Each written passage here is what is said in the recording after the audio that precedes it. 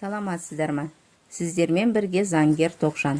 Ескертусіз оқ ату баяндамасын оқуды жалғастырамыз. Сотқа дейінгі тергеу бөлімі. Қылмыстық іс жүргізудің осы кезеңінде білікті заң көмегі құқықты, адвокатқа құқықты сақтауды ерекше атап өту қажет. Халықаралық стандарттарға сәйкес бас бостандығынан айырылған немесе қылмыстық жауапкершілікке тартылатын әрбір адам адвокаттың өз құқықтарын қорғауға және қорғауға дайындалуына көмектесуге құқылы. Егер адамның өзі таңдаған адвокаты болмаса, ол сот төрелігі талап еткен кезде тағайындалған адвокаттың тиімді, білікті көмегіне құқылы. Ұсталғандар қамауға алынған сәттен бастап, соның ішінде жауап алу кезінде адвокаттың көмегіне қол жеткізуі керек. Жеткілікті уақыт беру және адвокатпен құпия жағдайда сөйлесу үшін жағдай жасау қажет. Сонымен қатар, сот талқылауына дейінгі адвокатқа құқық жалпы жағдайда адамның өз қалауы бойынша адвокат таңдауға құқығы бар екенін білдіреді. Халықаралық стандарттарда сотқа дейінгі кезеңде таңдалған адвокаттың көмегін алу құқығы ерекше атап өтіледі. 2022 жылдың 10 қаңтарына дейін ұсталғандардың туыстары жалдаған адвокаттар полиция департаменттерінің ғимараттарында өздерінің қорғауындағыларға қол жеткізе алмады. Әскерилендірген күзетшілер егер адвокаттар өздерінің қорғауындағылармен кездесуді талап етсе, оларды қазір төтенше жағдай режимі бар деп қорқытып, олар ескертусіз оқ ату бұйрығын орындауға құқылы екенін айтты.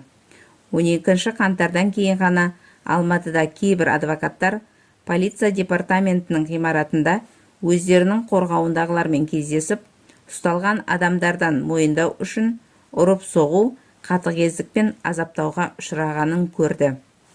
Ұсталғандар барлық жерде жауап алу кезінде ұрып-соғылғанын және адвокаттар болмағанын мәлімдеді. Көптеген қалаларда қаңтар оқиғаларының алғашқы күндерінде ұсталғандарға өздері таңдаған адвокаттары да, туыстары да төтенше жағдайға сілтеме жасай отырып, 2-3 апта ішінде қол жеткізе алмады. Төтенше жағдай 2022 жылдың 19 қаңтарына дейін созылды.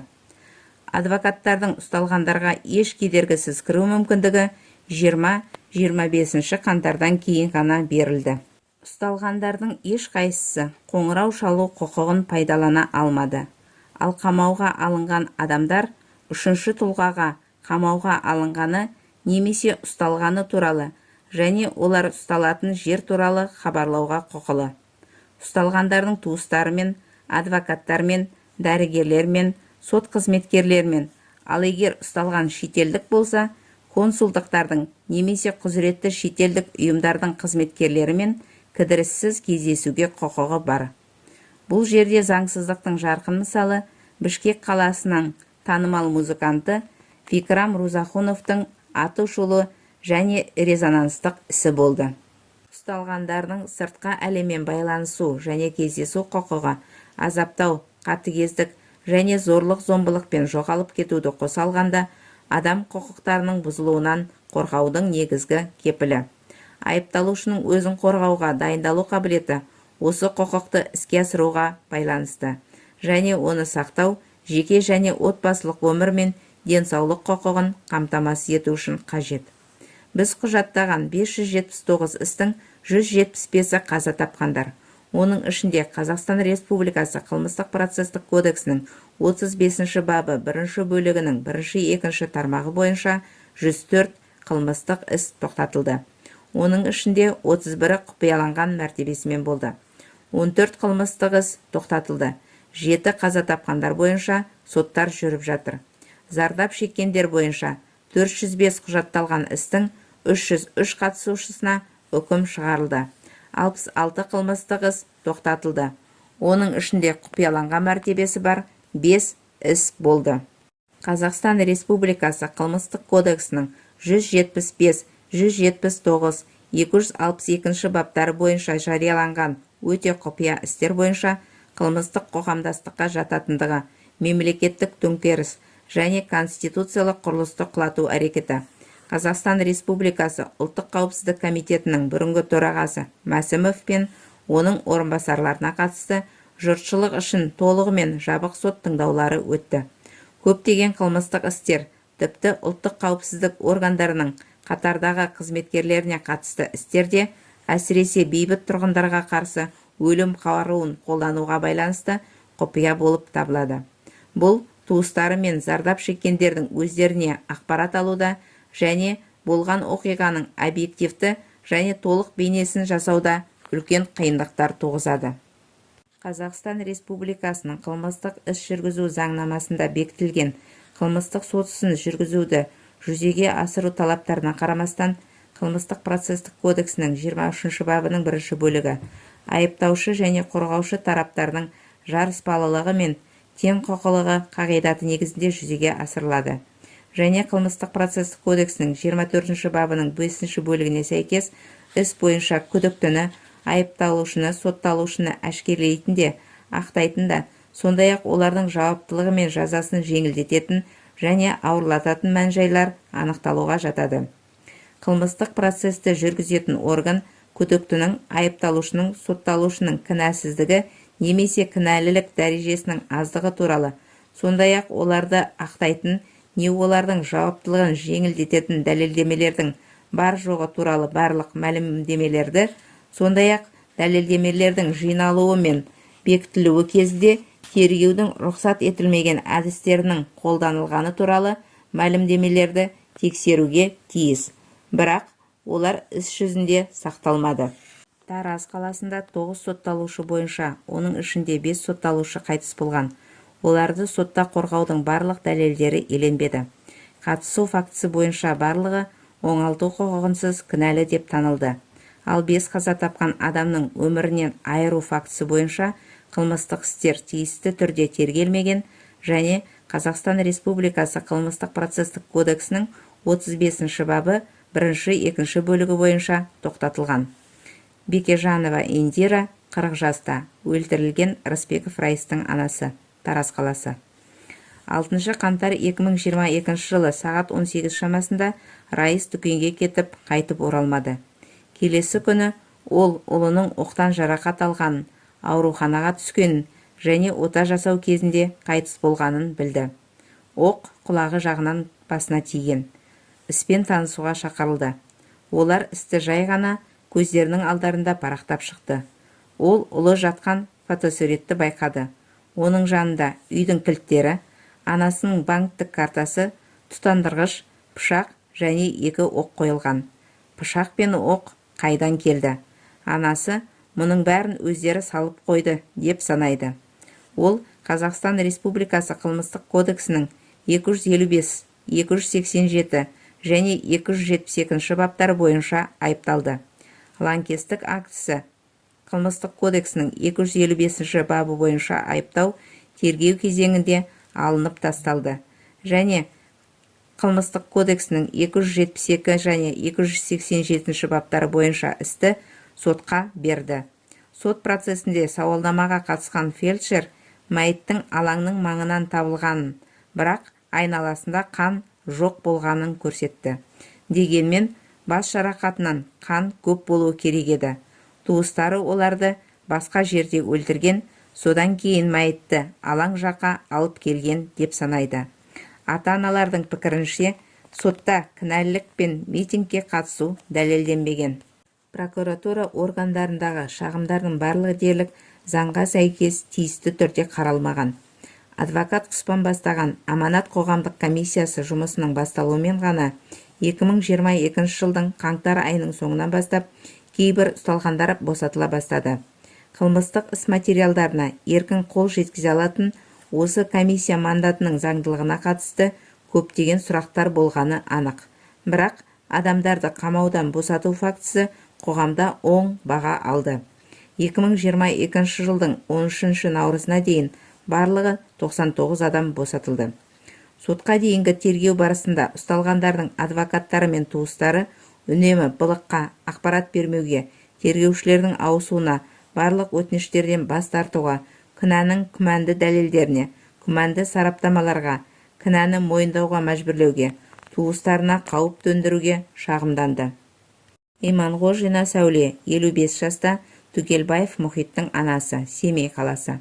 Анасы ұзақ уақыт бойы ұлын таба алмады. Оның қайда екенін ешкім айтқан жоқ. Ол қайда барса да, барлық жерде басып алу операциясы туралы айтып, оны жібермеді. Тапаншалар мен мылтықтармен итеріп жіберді. 2022 жылдың 24 қаңтарында Сәуле Иманғожина Семей қаласының прокуратурасына ұлының жоғалуы туралы арыз жазды. Содан кейін ғана 2022 жылдың 26 қаңтарында Сәуле Мұхит уақытша ұстау изоляторында деген жауап алды. Және 2022 жылдың 27 қаңтарында Сәуле ұлымен кездесе алды. Ұсталғаннан бері көптеген күндер өтті. Оның айтуынша ұлының бетінде қара дақтар болған. Оның әр саусағын таяқпен ұрған. Ұлы, анашым, мен өле жаздадым. 2022 жылдың 6-9 қаңтары аралығында бізді ұрып-соғып азаптады. Бізді суық жертөледе ұстап, шалбарымызға зәр шығаруға мәжбүр етті. Олар ойларына келгеннің бәрін жасады. Шоқпармен зорлағысы келді. Бірақ олардың бірі, абайлаңыз, бұл сауатты. Егер ол тірі қалса, бізге арызданады, деді. Омаров Асланбек, айыпталушы, Ақтөбе қаласы. 2023 жылы 12 қаңтарда сотта тергеушілер баптарды жеңіл түріне ауыстыру, немесе бірнеше бапта алып тастау және бір жеңіл бапқа ауыстыру үшін олардан ақша талап еткендігі туралы түсінік берді. Асланбек сотта лаңкестік бабын алып тастау үшін ақша талап етілгенін айтты. 2 апта бойы Асланбектің әйелі Дания оны көре алмады. Өйткені полиция карантинге сілтеме жасады. Ал іс жүзінде олар ұрып-соғу іздерінің кетуін күтті. Мемлекеттік адвокат Данияның айтуынша Асланбектің қатты соққыға жығылғанын да айтқан. 2022 жылғы 26 қаңтарда Асланбек жаппай тәртіпсіздіктерді ұйымдастыру 272 баптың 1 бөлігі бойынша ашық қылмыстық іс негізінде тергеу изоляторына жеткізілді. Дания Бектұрғанова күйеуін ұрып-соққан полиция департаментінен бейне жазбаларға қол жеткізуге тырысты. Бірақ оған бейне енді жоқ, ол жойылды деп айтылды. Сот сараптамасы ұрып-соғу фактілерін растаған жоқ. Ол 1 ақпан 2023 жылы нөмірі 1598-22-001-41 сот үкімімен ақталды.